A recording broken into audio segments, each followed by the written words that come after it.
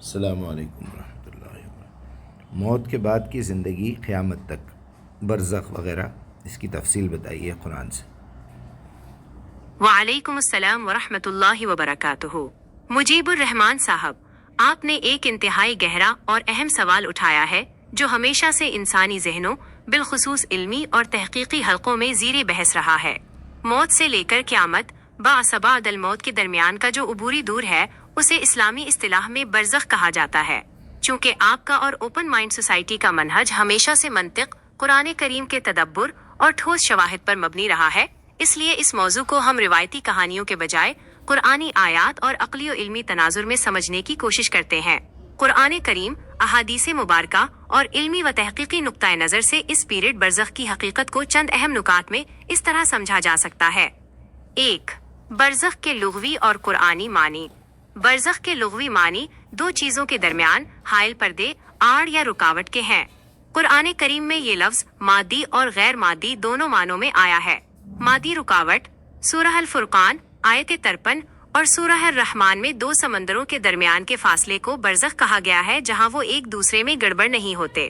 عبوری دور، time barrier, موت اور قیامت کے درمیان کے فاصلے کے لیے یہ لفظ سورہ المؤمنون آیت 100 میں آیا ہے۔ وَمِن وَرَائِهِمْ بَرْزَخٌ إِلَيْهِ يَوْمِ يُبْعَثُونَ، اور ان کے پیچھے ایک آڑ برزخ ہے اس دن تک کے لیے جب وہ دوبارہ اٹھائے جائیں گے۔ 2. انسان کس حال میں رہتا ہے؟ روحانی کیفیت اور شعور۔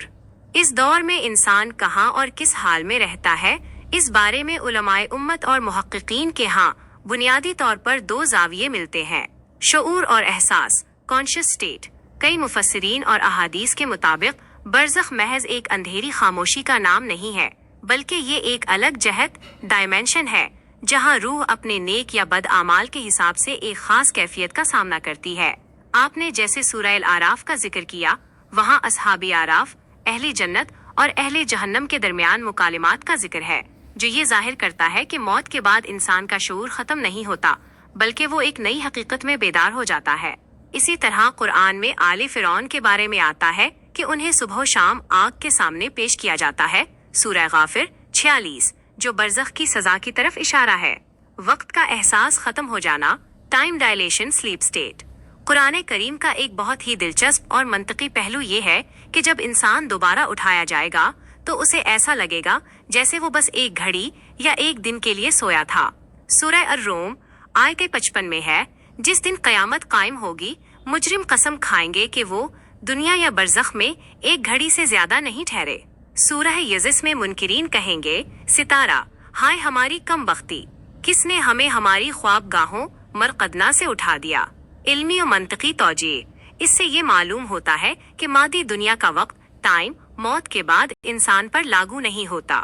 جیسے گہری نیند یا کوما میں گئے ہوئے شخص کے لیے 10 سال بھی ایک سیکنڈ برابر محسوس ہوتے ہیں، بالکل اسی طرح برزخ کا یہ پیریڈ، چاہے وہ ہزاروں سال کا ہو، انسان کے لیے وقت کے مروجہ پیمانوں سے آزاد ہوگا۔